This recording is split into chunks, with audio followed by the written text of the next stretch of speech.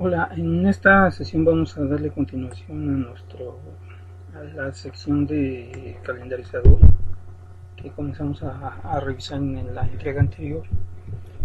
Bueno, para esto vamos a considerar algunos detalles antes de entrar en el tema de los algoritmos de calendarizador.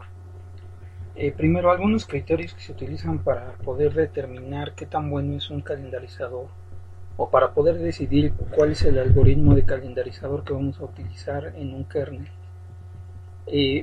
Podemos tomar en cuenta los siguientes. Uno de ellos, uno de los criterios puede ser el uso de CPU. Para esto hay que tener en cuenta que es importante mantener el CPU tan ocupado como sea posible. ¿Eso qué quiere decir? Pues que el calendarizador de alguna forma debería permitirnos que la mayor cantidad de procesos que se mantienen en el sistema operativo puedan ser ejecutados o puedan estar haciendo uso del procesador, de tal forma que se evite o se reduzca al máximo los tiempos muertos en el caso del tiempo de procesador. Otro de los criterios que pueden ser importantes tiene que ver con el rendimiento, el throughput, el cual nos sirve para determinar el número de procesos completados por unidad de tiempo, que eso nos permitiría determinar qué tan bueno es un calendarizador dependiendo del tipo de rendimiento que presenta o el tipo de rendimiento que muestra en la ejecución de procesos. Otro detalle importante también que puede tomarse en cuenta cuando elegimos un calendarizador es el tiempo de ejecución. Cuando hablamos de tiempo de ejecución, hablamos del tiempo que transcurre, el intervalo de tiempo que transcurre desde que se crea el proceso, desde que se dispara la aplicación y comienza a ejecutarse hasta su finalización.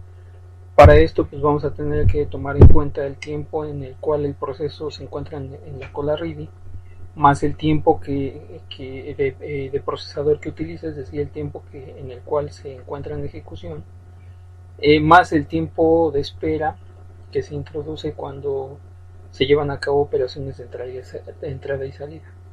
Entonces, en el caso del tiempo de ejecución, estaríamos hablando de la suma de todos esos tiempos. Otro de ellos tiene que ver con el tiempo de espera. En este caso, este término hace referencia al tiempo total que un proceso se encuentra en espera en la cola ready. Para esto, para entender un poquito este término, voy a hacer referencia a uno de los diagramas que comentamos en la entrega anterior, en la cual teníamos nosotros una lista de procesos, un conjunto de procesos en la cola del scheduler de corto plazo. Sí, es decir, un conjunto de procesos que están listos para ejecutarse. Comentábamos que en esta cola, en este caso, podemos nosotros aquí identificar al menos tres estados. Uno que sería el estado de ejecución, es decir, cuando un proceso se encuentra haciendo uso del procesador. Otro que era el estado ready, en el cual el proceso se encuentra en la cola del scheduler de corto plazo, pero está a la espera de que pueda hacer uso del procesador. Y otro más que comentábamos que ya no tiene que ver con nuestro calendarizador, ahorita les comento un par de detalles sobre eso, era el estado de espera en el cual el proceso podemos considerar que se elimina de la cola de procesos del scheduler de corto plazo y se coloca en una cola diferente mientras queda a la espera de completar, por ejemplo, una operación de entrada y salida, mientras queda a la espera de algún evento. Puede ser por ejemplo, la finalización de una operación de entrada y salida, o puede ser, por ejemplo, en el caso de un proceso padre, la finalización de su proceso hijo, por ejemplo. ¿Sí? En todo caso, pues el proceso queda en espera. Ese tipo de procesos y ese estado no lo consideramos nosotros para el caso de los algoritmos de calendarizador que vamos a comentar. ¿Sí? Entonces, cuando hablamos del tiempo de espera, en el caso del calendarizador, estamos hablando, por ejemplo, del tiempo que pasa este proceso, el proceso 100, en esta cola, esperando hasta que le toca su turno y puede hacer uso del procesador.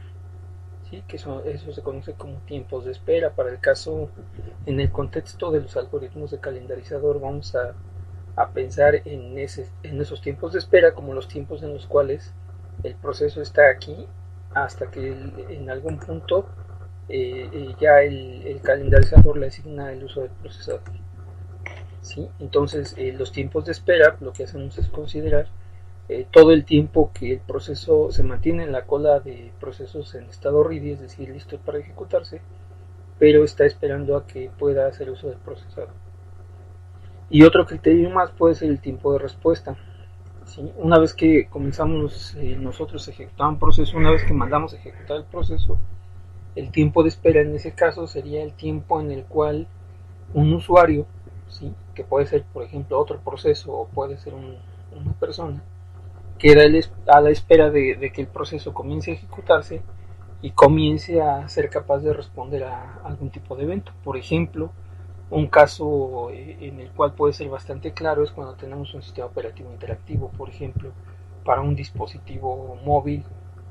¿Sí? Nosotros disparamos disparamos el proceso, iniciamos la ejecución de la aplicación y el tiempo de espera o el tiempo de respuesta sería el tiempo en el que nosotros tenemos que esperar hasta que el proceso es capaz de responder, por ejemplo, a un toque que hacemos en la pantalla, por ejemplo.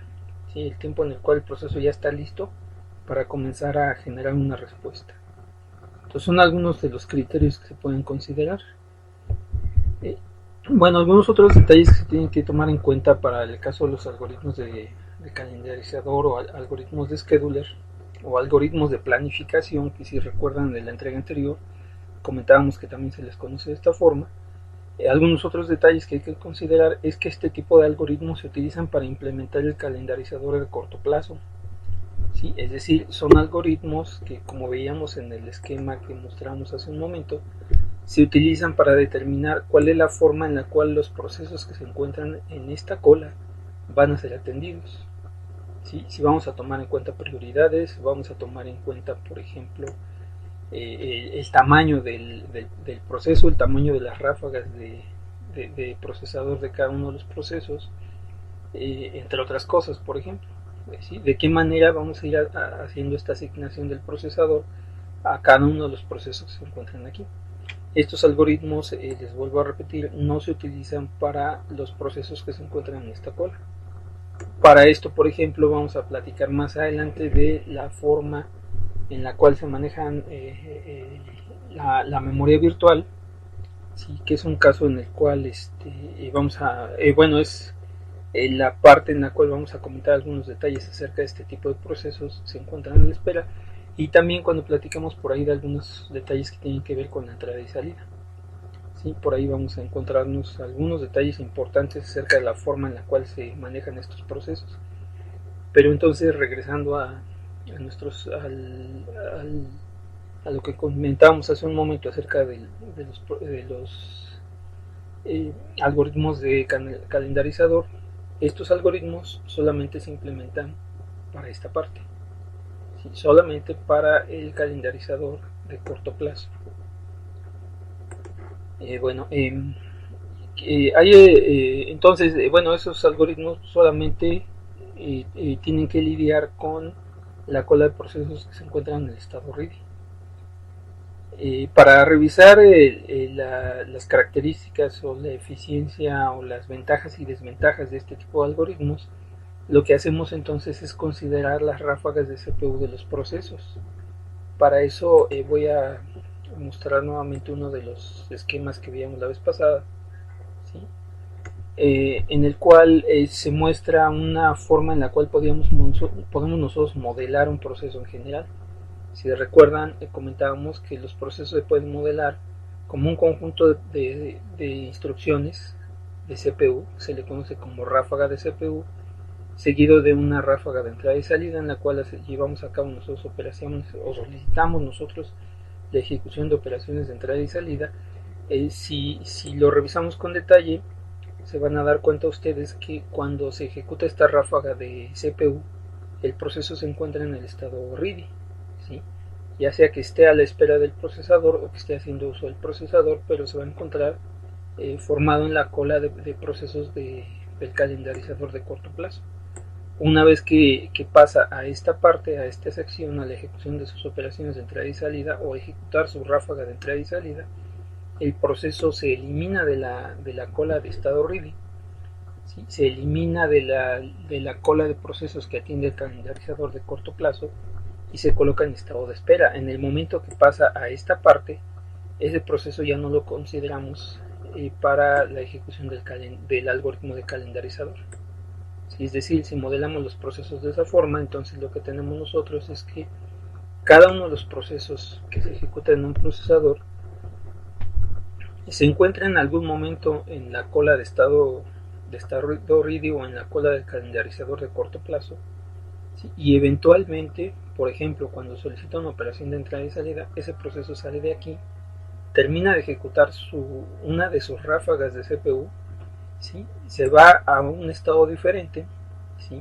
A una cola diferente, a la espera de que sus operaciones de entrada y salida finalicen. Una vez que finalizan, entonces consideramos que la ráfaga de entrada y salida de ese proceso se finalizó y lo devolvemos a la cola de estado ready para que ejecute la siguiente ráfaga de CPU. Bueno, cuando nosotros revisamos la eficiencia de un algoritmo de calendarizador, lo que vamos a hacer es considerar únicamente las ráfagas de CPU que contiene el proceso, ¿sí? No las ráfagas de entrada y salida, solamente las ráfagas de CPU, ¿sí? Entonces, cuando hablemos nosotros del tamaño de un proceso en este contexto, nos estamos refiriendo al tamaño de su ráfaga de CPU que se va a ejecutar a continuación o que se está ejecutando en este momento.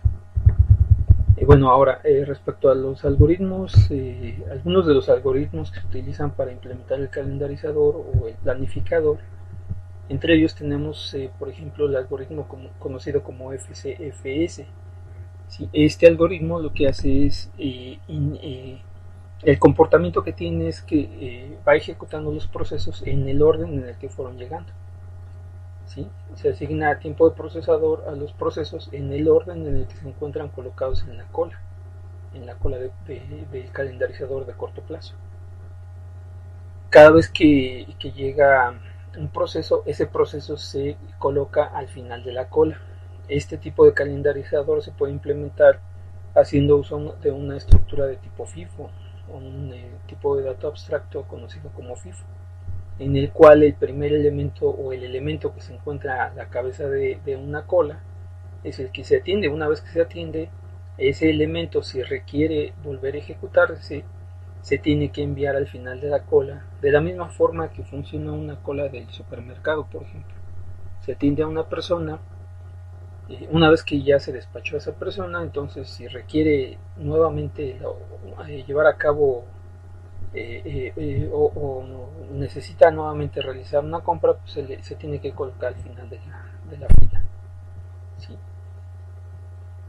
Bueno, bueno, si consideramos nosotros una fila de ese tipo, ¿sí? Una estructura de tipo FIFO, el procesador siempre se asigna únicamente, ¿sí? Únicamente al proceso que se encuentra a la cabeza de la cola, ¿sí? Este algoritmo no considera la posibilidad de llevar a cabo la ejecución en un orden diferente, solamente se ejecuta el proceso que se encuentra en la cabeza de la cola.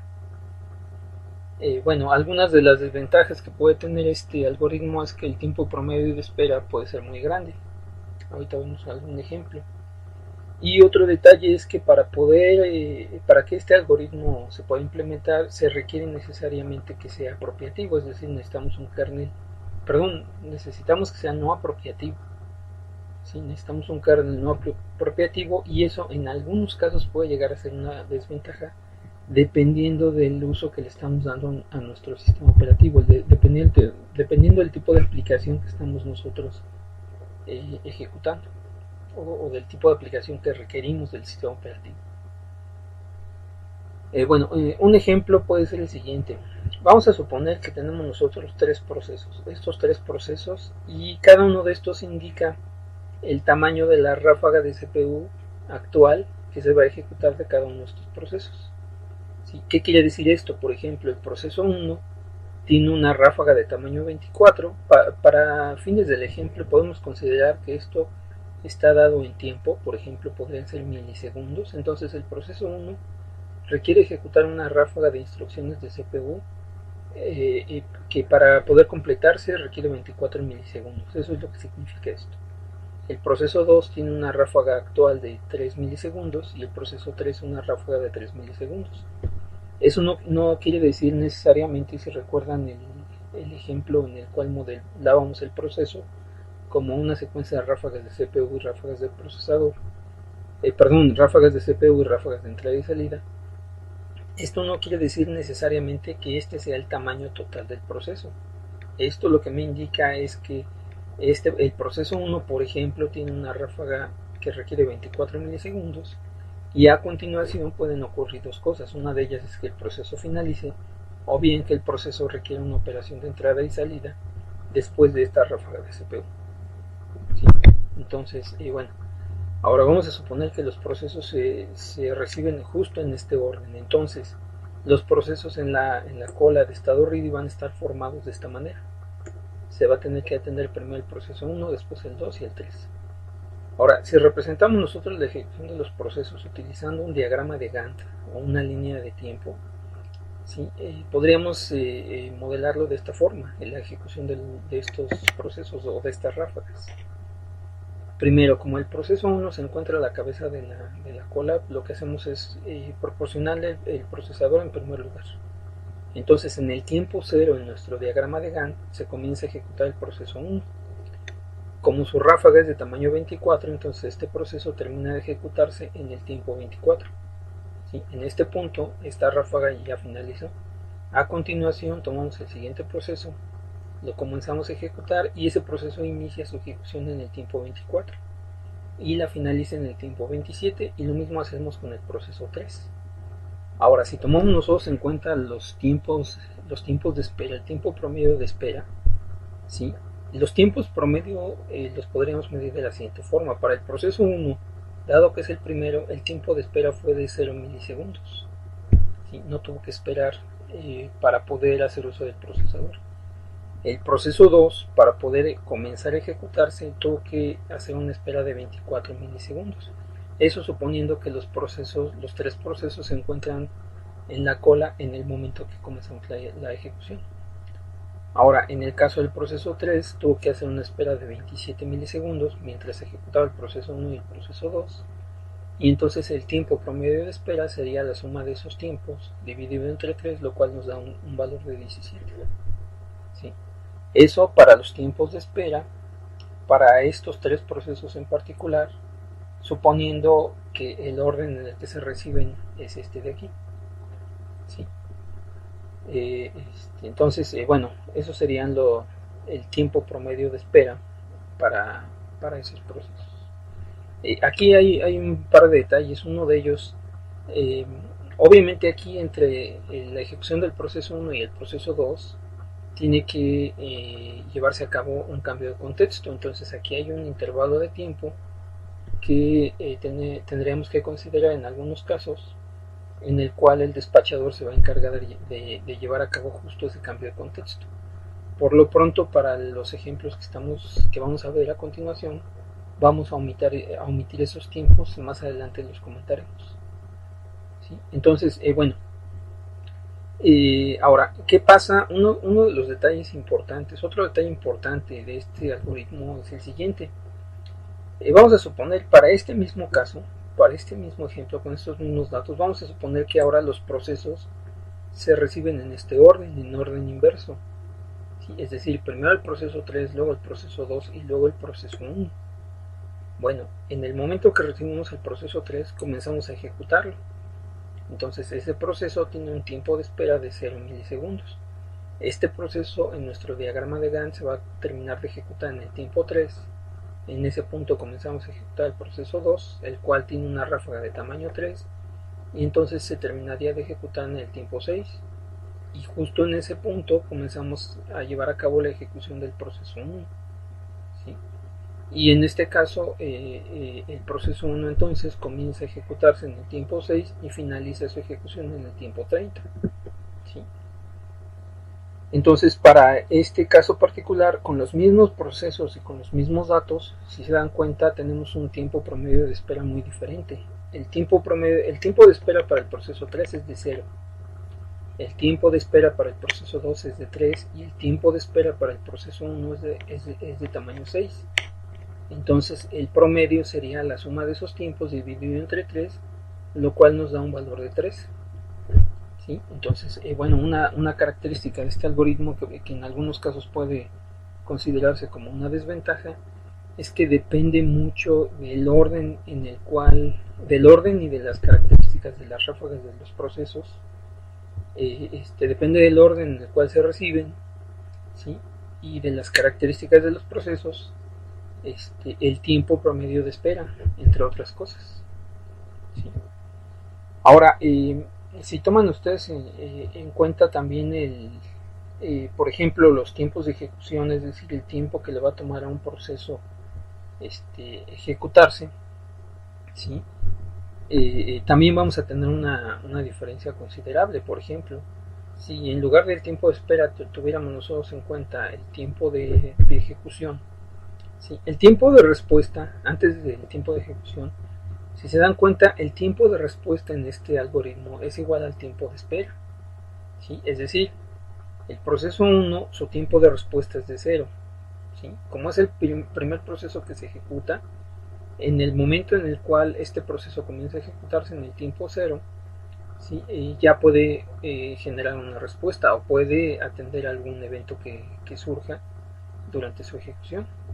En el caso del proceso 2, su tiempo de respuesta sería de 24 y el proceso 3 su tiempo de respuesta sería de 27. En este caso, para este algoritmo, el tiempo promedio de espera y el tiempo de respuesta son exactamente los mismos, ¿sí? Son exactamente iguales. Los tiempos de ejecución, el tiempo de finalización también varía muchísimo dependiendo de la forma o del orden en el cual se ejecutan estos procesos, ¿sí? A continuación vamos a ver por ahí algún otro ejemplo y bueno, vamos a comparar este algoritmo con algún otro, ¿sí?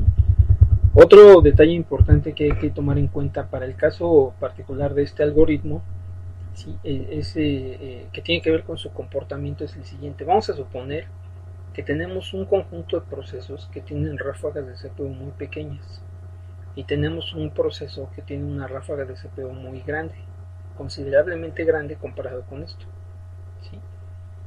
¿Qué es lo que ocurre? Suponiendo que los procesos están formados en este orden, ¿sí? Lo que va a ocurrir es algo parecido a lo siguiente. El proceso 1 se ejecuta muy rápido, ¿sí? Y en el momento que termina de ejecutarse, inmediatamente se pasa a la cola de espera, ¿sí? Porque su ráfaga de CPU ya terminó de ejecutarse. Y esto lo vamos a observar de la misma forma para el resto de los procesos. Todos estos procesos que tienen ráfagas muy pequeñas se van a ejecutar muy rápido y entonces van a cambiar de estado muy rápido y se van a quedar en estado de espera, ¿sí? En algún punto, por ejemplo, suponiendo que el tamaño de suponiendo que estos procesos son muy pequeños, son muy cortos, entonces el procesador los va a ejecutar muy rápido y de manera muy rápida también van a cambiar de estado. Se van a colocar aquí esperando, por ejemplo, poder tener acceso a algún dispositivo. Por ejemplo, tenemos aquí un par de discos duros y podríamos suponer que estos procesos requieren alguna operación de entrada y salida en alguno de ellos. Entonces, todos estos procesos, ya que son muy cortos, se van a ejecutar muy rápido y se van a mover de la cola de estado RIDE, ¿sí? La cola del procesador del scheduler de corto plazo, se van a mover a la cola del scheduler de largo plazo. Bueno, cuando sucede eso, entonces el proceso N finalmente logra hacer uso del procesador y comienza a ejecutarse, ¿sí? Sin detenerse. ¿Sí? ¿Qué pasa si en algún punto, por ejemplo, el tiempo de ejecución de este proceso en el procesador es más corto, por ejemplo, que los tiempos que le van a tomar las operaciones de entrada y salida de estos procesos, ¿sí? Entonces, mientras estos procesos están esperando la finalización de su operación de entrada y salida, este proceso, que además es el único en ejecución en este esquema, ¿sí? Va a terminar también moviéndose hacia la cola de espera, ¿sí? Eventualmente estos procesos comienzan a regresar cada uno de ellos cuando van finalizando sus operaciones comienzan a regresar eventualmente a la cola de estado ready, ¿sí? A la espera de que les sea asignado el procesador, ¿sí? Comienzan a ejecutarse en esa parte. En algún punto este proceso también va a regresar, pero como estos procesos siguen teniendo ráfagas de CPU muy pequeñas, eventualmente van a regresar todos ellos muy rápido acá, ¿sí? Este proceso en este momento tiene acceso exclusivo al procesador, entonces se va a ejecutar muy rápido y puede llegar a pasar que en algún punto también regrese a la cola de espera, ¿sí? Es decir, a la cola del calendarizador de largo plazo. Bueno, este comportamiento se conoce como efecto convoy, ¿sí? Que es uno de los detalles, uno de los comportamientos del algoritmo FCFS, ¿sí?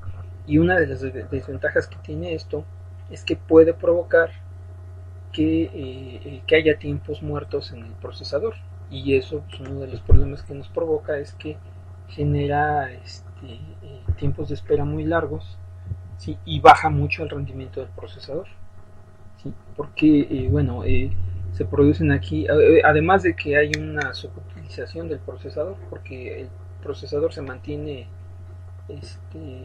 a la espera mientras estos procesos finalizan sus operaciones de entrada y salida. Otro detalle importante que ya habíamos comentado hace un momento es que, dado que para implementar este algoritmo se hace uso de un calendarizador o de un kernel no apropiativo, eso implica que cuando yo comienzo a ejecutar un proceso, por ejemplo ese proceso, ¿sí?, no se puede interrumpir en principio hasta que finalice su ejecución. Aquí solamente pueden ocurrir dos cosas: o que el proceso termine su ráfaga de CPU, ¿sí?, y cambie al estado de espera, o bien que el proceso se termine y libere el procesador en algún momento. Entonces tenemos un algoritmo, un calendarizador no apropiativo. Entonces cuando se asigna el procesador a un proceso, ¿sí?, el proceso se puede mantener en ejecución hasta que finalice su ráfaga, ¿sí? Y bueno, ahora otro de los algoritmos utilizados se conoce como, otro de los algoritmos propuestos se conoce como SJF, ¿sí?, en el cual lo que vamos a hacer es tratar de ejecutar primero las tareas que son más cortas, es decir, el objetivo es ubicar las ráfagas de CPU más pequeñas y ejecutarlas en primer lugar. Para esto lo que vamos a hacer es asociar a cada proceso con el tamaño de su ráfaga de CPU. Y una vez que tengamos nosotros el tamaño de las ráfagas de CPU, vamos a identificar la más pequeña, y ese es el proceso al cual le vamos a asignar el procesador. En caso de que llegue a haber varios procesos con ráfagas de tamaños iguales, pues lo que hacemos es ubicar todos los procesos que tienen la ráfaga más pequeña, ¿sí?, y ejecutarlos utilizando el mismo principio que veíamos en el caso del FCFS. Es decir, si tenemos, por ejemplo, 10 procesos cuyo tamaño de ráfaga es igual a 5, y ese tamaño es el más pequeño de todos, entonces esos 10 procesos los vamos a ejecutar en el orden en el que fueron llegando, ¿sí? Pero primero lo que hacemos es ordenarlos de tal forma que tengamos ubicados los procesos con las ráfagas más pequeñas. Este tipo de algoritmo se puede implementar, en principio se propone, para poder ser utilizado en un kernel ya sea apropiativo o no apropiativo. Bueno, una de las grandes desventajas que tiene este algoritmo es que no es viable implementarlo, ¿sí? No es posible su implementación, sería muy ineficiente un sistema en el cual lo implementáramos, paradójicamente, ¿sí? Al ubicar las ráfagas de CPU más pequeñas, en teoría deberíamos de lograr nosotros un rendimiento muy alto, ¿sí?, un funcionamiento bastante eficiente de nuestro procesador. El problema que tenemos aquí, el principal problema, es que para que este algoritmo funcione, pues tendríamos que de alguna manera ordenar el tamaño ordenar nuestros procesos dependiendo del tamaño de su ráfaga, de menor a mayor. Y eso implica entonces ejecutar un algoritmo que se encargue de revisar el tamaño de la ráfaga de CPU de cada uno de los procesos, ¿sí?, que en principio no hay forma de determinarlo, ¿sí? Y a continuación, una vez que ya tengamos nosotros el dato del tamaño de la ráfaga, ordenarlos de menor a mayor, ¿sí? Esto, bueno, pues hace totalmente inviable y haría bastante ineficiente su implementación en un sistema real, ¿sí? Bueno, primero, ¿cuál sería el funcionamiento de este algoritmo? Bueno, vamos a suponer que tenemos nosotros estos procesos, estos 4 procesos, y este es el tamaño de sus ráfagas de CPU. ¿Sí? Aunque los procesos se hayan agregado al sistema, o se hayan colocado en esta posición, ¿sí? La forma de ejecutarlos o el orden en el cual se ejecutan no depende de la posición en la cual se encuentran en la cola de procesos, depende totalmente del tamaño de sus ráfagas. Por ejemplo, en este caso, pues la ráfaga más pequeña corresponde al proceso 4 y en nuestro diagrama de Gantt ese es el proceso que se tendría que ejecutar en primer lugar. Una vez que finalice, por ejemplo, en nuestro diagrama de Gantt en el tiempo 3, que corresponde al tamaño de su ráfaga, ahora tenemos que ubicar el siguiente proceso más pequeño de los que restan, que en este caso tendría que ser el proceso 1, que tiene una ráfaga de tamaño 6. Lo ejecutamos y una vez que finaliza en el tiempo 9 ejecutamos el siguiente, que sería el proceso 3, y finalmente el proceso más grande, que en este caso correspondería al proceso 2, que tiene una ráfaga de tamaño 8. Bueno, si tomamos los tiempos de espera, sí, podemos encontrar lo siguiente. Por ejemplo, para el proceso 1 tenemos un tiempo de espera de 3, para el proceso 2 tenemos un tiempo de espera de 16, para el proceso 3 tenemos un tiempo de espera de 9 y para el proceso 4 tenemos un tiempo de espera de 0. Entonces el tiempo de espera promedio sería la suma de los tiempos de espera dividido entre 4, que en este caso nos da un valor de 7. ¿Sí? Si nosotros ejecutáramos estos procesos en el orden en el cual aparecieron, en este orden, ¿sí? Utilizando el algoritmo FCFS para poder ejecutarlos o para determinar la forma de ejecutarlos, lo que obtenemos nosotros, si hacemos las cuentas con estos datos, es un tiempo de espera diferente. Para el caso de FCFS, el tiempo de espera para estos mismos procesos sería de 10.25. ¿Sí? Aquí podemos ver una diferencia con respecto al algoritmo FCFS comparado con el algoritmo SJF, en el cual ejecutamos primero las ráfagas más pequeñas. ¿Sí? Entonces, bueno, en teoría este algoritmo sería bastante eficiente. El problema que tenemos es que de antemano tenemos que saber, ¿sí? Tenemos que conocer el tamaño de las ráfagas de cada uno de los procesos, que eso es algo muy difícil de obtener. De hecho, sería muy complicado obtener. Bueno, ahora, otro algoritmo más que también se puede considerar para la implementación de un scheduler es conocido como round robin. ¿Sí? En el caso del round robin, los procesos se agregan siempre al final de la cola, ¿sí? de la misma manera que se hace la ejecución en principio va a llevarse a cabo de la misma forma que en el caso del FCFS. Todos los procesos cuando llegan al estado ready se colocan al final de la cola, pero en este caso, a diferencia de FCFS, se hace uso de un calendarizador apropiativo, es decir, una vez que yo comienzo a ejecutar un proceso, tengo la posibilidad de interrumpirlo para llevar a cabo alguna otra tarea. En este caso, a diferencia del FCFS, dado que el calendarizador el calendarizador es apropiativo, ¿sí? Un proceso no puede conservar el procesador por un tiempo indeterminado. De hecho, para poder llevar a cabo la ejecución de los procesos se define una unidad conocida como quantum o ranura de tiempo, ¿sí? Y la idea sería la siguiente: yo tomo una lista de procesos, los ejecuto en el orden en el que se encuentran en la cola de procesos, y a cada uno de ellos le voy a asignar un máximo de tiempo igual al quantum o a la ranura de tiempo que definí. ¿Sí? El quantum o la ranura de tiempo no es otra cosa más que un intervalo de tiempo, generalmente tiene un valor entre 10 y 100 milisegundos, y eso determina el tamaño máximo de tiempo, ¿sí? El tiempo máximo que le podemos dar a un proceso. Una vez que llegue al final de su quantum, un proceso, inmediatamente lo que hacemos es despacharlo, es decir, llevamos a cabo un cambio de contexto haciendo uso del despachador y le asignamos un quantum al siguiente proceso.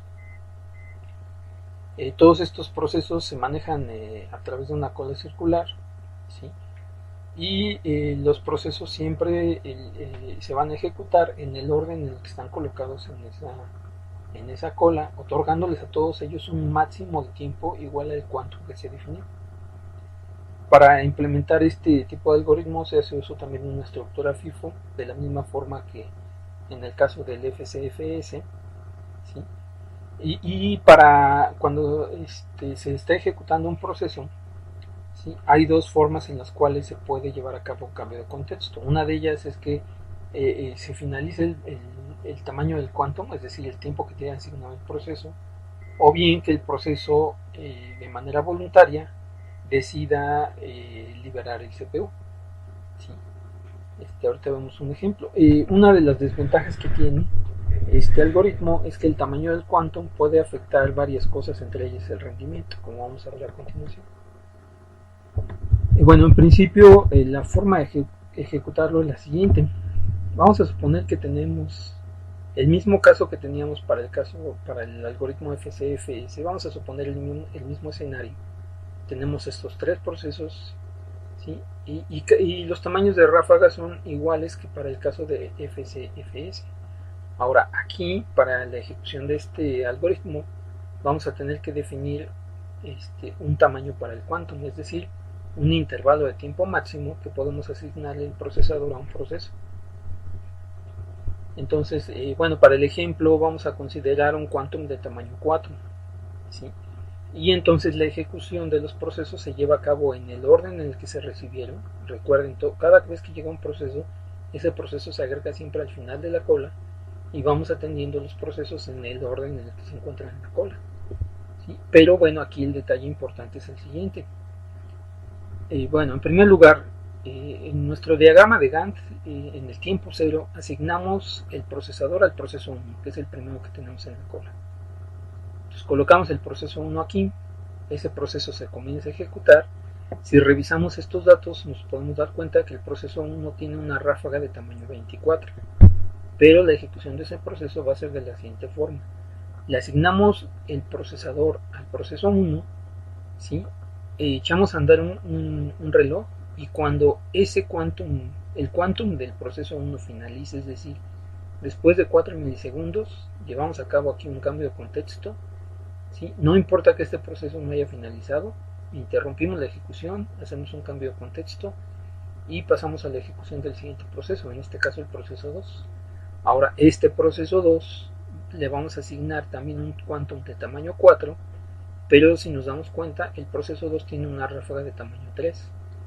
Entonces, en este caso el comportamiento es el siguiente. El proceso 3 comienza su ejecución en el tiempo 4 y dado que solo requiere 3 milisegundos para poder ejecutar su ráfaga de CPU, entonces en el tiempo 7, en ese momento, el proceso 2 finaliza su ejecución, se lleva a cabo un cambio de contexto aquí y pasamos al siguiente proceso.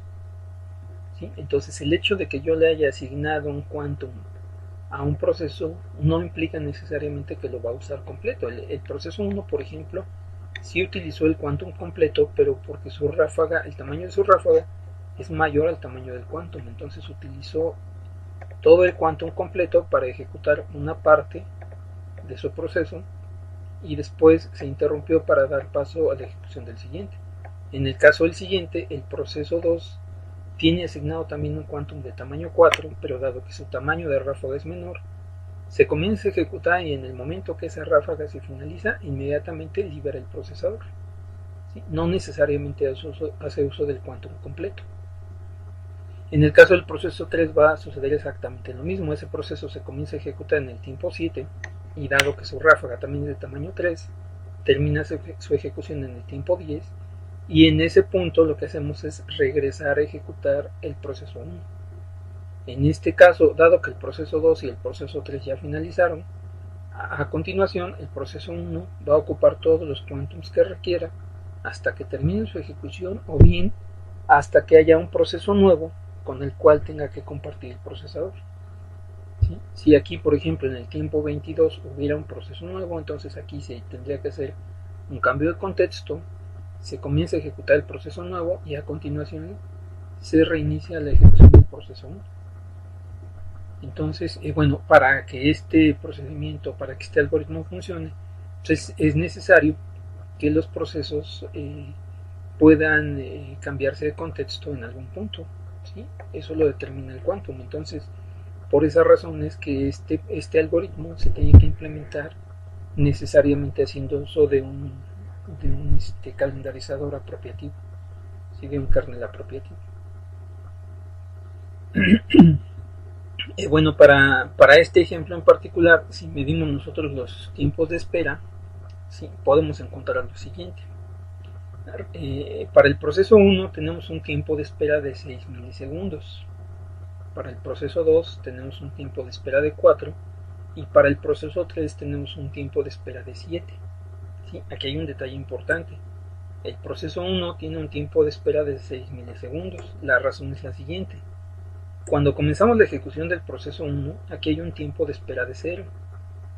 Pero una vez que se lleva a cabo el cambio de contexto, en este punto, el proceso 1 va a tener que esperar durante 6 milisegundos para comenzar a ejecutarse nuevamente. El proceso 1 se mantiene en la cola de estado ready, sin el calendarizador de corto plazo, pero en este intervalo de tiempo no puede hacer uso del procesador. Entonces esto introduce un tiempo de espera para el proceso 1. Si consideramos todo el diagrama completo, ¿sí? Entonces los tiempos de espera que medimos para el proceso 1 nos deben de indicar de este intervalo de tiempo, ¿sí? Cuál fue la parte en la cual el proceso 1 no hizo uso del procesador, y eso va a determinar el tiempo de espera para el proceso 1, que en este caso sería de 6 milisegundos, mientras espera la ejecución del proceso 2 y el proceso 3. Por esa razón es que el proceso 1 tiene un tiempo de espera de 6 milisegundos. Entonces, considerando esos tiempos de espera, el tiempo promedio de espera para este escenario y para esos tres procesos, entonces sería la suma de los tiempos de espera de los tres procesos dividido entre 3, y eso nos da un valor de 5.66 milisegundos. Si nosotros ejecutáramos estos mismos procesos haciendo uso de FCFS, como lo vimos en el ejemplo anterior, nos podemos encontrar que el tiempo de espera para estos mismos procesos con estos mismos datos, que fue el primer ejemplo que vimos, es de 17 milisegundos. Si se fijan, hay una diferencia considerable aquí, ¿sí? En este caso lo que estamos haciendo es implementar un algoritmo en el cual se hace uso del quantum y se hace uso de un calendarizador apropiativo, ¿sí? Entonces, bueno, ahí hay una diferencia considerable si medimos solamente los tiempos de espera, ¿sí? Ahora hay algunos detalles aquí que hay que tener en cuenta respecto al algoritmo round robin. Una de las desventajas que comentábamos es que el quantum puede afectar el rendimiento, ¿sí? Y para esto hay que tener en cuenta que cada vez que nosotros ejecutamos un proceso en un algoritmo, en una cola como esta, ¿sí? Por aquí se introduce un tiempo de espera también que corresponde al cambio de contexto, ¿sí? Que se conoce como, esos intervalos de tiempo se conocen como tiempo del despachador, es decir, el tiempo que le toma al despachador llevar a cabo un cambio de contexto, ¿sí? Para el caso de round robin tenemos que tener en cuenta que modificar los quantums puede implicar o puede tener implicaciones respecto a los tiempos de finalización o tiempos de ejecución de los procesos. Eso debido, entre otras cosas, a los cambios de contexto. Por ejemplo, vamos a considerar los siguientes tres casos. ¿Qué pasa si tenemos un proceso que tiene una ráfaga de tamaño 10 y definimos nosotros un quantum de tamaño 12? ¿Sí? Para ejecutar este proceso, una vez que le asignamos el procesador, si se fijan, requerimos una cantidad de cambios de contexto de 0. ¿Sí? Eso es porque el tamaño de la ráfaga es menor al tamaño del quantum. Ahora, si en este mismo escenario dividimos el quantum a la mitad, es decir, tenemos ahora un quantum de tamaño 6 y nuestro proceso sigue siendo, la ráfaga del proceso sigue siendo de tamaño 10, para finalizar la ejecución de este proceso vamos a requerir un cambio de contexto. ¿Sí? Aquí se va a tener que hacer un cambio de contexto. Ahora, para esta misma ráfaga, con un quantum de tamaño 1, si se fijan, vamos a requerir 9 cambios de contexto. Eso sin tomar en cuenta que cada vez que se hace un cambio de contexto, se va a ejecutar un proceso diferente. Entonces, esos cambios de contexto pueden ir introduciendo algunos tiempos de espera, ¿sí? Dependiendo de la cantidad de cambios que estamos realizando. Y eso, en el caso del algoritmo de round robin, está en función del tamaño del quantum. ¿Sí? La ejecución ya en la práctica de un proceso, ¿sí? El funcionamiento del scheduler y de la cola de procesos en realidad es algo más parecido a esto. ¿Sí? Ejecutamos un proceso, después aquí hay un intervalo de tiempo en el cual se ejecuta el despachador, después ejecutamos otro proceso, invocamos nuevamente el despachador, otro proceso, el despachador, etc. ¿Sí?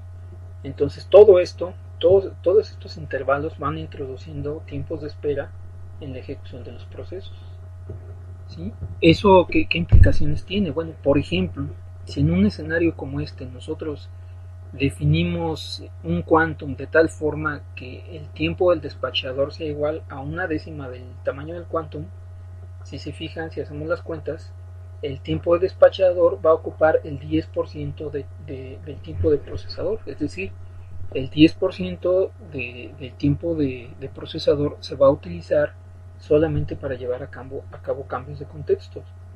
El resto de los tiempos de procesador, el 90% restante, se dedica a la ejecución de los procesos. ¿Qué pasa, por ejemplo, si nosotros definimos un quantum de tal forma que sea igual, ¿sí?, al tamaño del tiempo que le toma al despachador llevar a cabo el cambio de contexto? ¿Sí? Bueno, si el quantum que definimos nosotros es igual al tamaño del despachador o al tiempo del despachador, ¿sí?, nos podemos dar cuenta que en un escenario de ese tipo, aquí, vamos a tener el tiempo de despachador igual al 50% del tiempo de CPU. Es decir, cuando nosotros definimos un quantum cuyo tiempo es igual al tiempo de despachador, la mitad del tiempo de procesador lo vamos a dedicar únicamente a llevar a cabo cambios de contexto.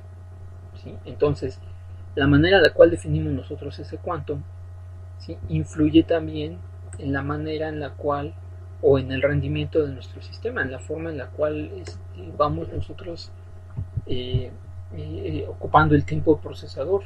Para un quantum muy grande, ¿sí?, el tiempo de despachador se vuelve cada vez más pequeño.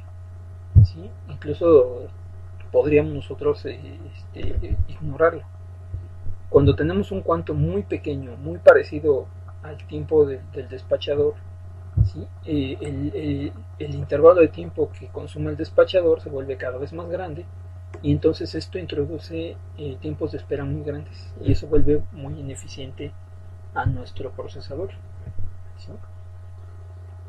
Ahora, si tomamos en cuenta, por ejemplo, también los tiempos de ejecución, el tiempo promedio de ejecución, ¿sí?, el quantum también influye en el rendimiento del sistema. Por ejemplo, consideran un escenario como el siguiente, en el cual tenemos 3 procesos con ráfagas de tamaño 10. Si yo defino un quantum de tamaño 1, el tiempo promedio de ejecución va a ser de 29. ¿Sí? Si hacen el diagrama de Gantt y después calculamos nosotros el tiempo que le toma a un proceso terminar de ejecutarse, ¿sí?, y nos vamos a dar cuenta de que el tiempo promedio va a ser de 29. Si ahora nosotros incrementamos el quantum, por ejemplo, a 10 para ese mismo escenario, ¿sí?, el tiempo promedio de ejecución se reduce a 20, ¿sí?, que sería el tiempo que le toma al procesador finalizar estos 3 procesos, estas 3 ráfagas de tamaño 10. ¿Sí? Entonces, el tamaño del quantum también influye en el tiempo total de ejecución de los procesos. ¿Sí? Otro detalle que podemos notar es que si tenemos nosotros un quantum muy grande, ¿sí? Imagínense que todas sus ráfagas de todos sus procesos son de tamaño 20, por ejemplo, el máximo, ¿sí? Y ustedes definen un quantum de tamaño 25, en ese caso, este algoritmo, ¿sí? Cada vez se va pareciendo más a FCFS. Si definimos un quantum muy grande, ¿sí? Entonces ese quantum debería ser suficiente para que cada vez que le asigno yo el proceso el procesador a un proceso, ese quantum sea suficiente para ejecutar completo. Entonces, en ese caso, este algoritmo round robin se convierte en el algoritmo FCFS cuando tenemos un quantum que supera el tamaño de la ráfaga más grande. Y bueno, como ya vimos, este algoritmo FCFS puede ser muy ineficiente en algunos casos, ¿sí? En la práctica lo que se acostumbra es que, o lo que se intenta hacer, es que el quantum que vamos a utilizar, ¿sí? Esté definido de tal forma que el 80%, esto es un dato que se ha obtenido por medio de estadísticas, se tiene que definir o se debe tratar de definir el quantum de tal forma que el 80% de las ráfagas de CPU, ¿sí? Aquí déjenme completar esto, el 80% de las ráfagas de CPU, ¿sí? Las ráfagas de CPU, ¿sí? Deben ser más cortas que el tamaño del quantum, ¿sí?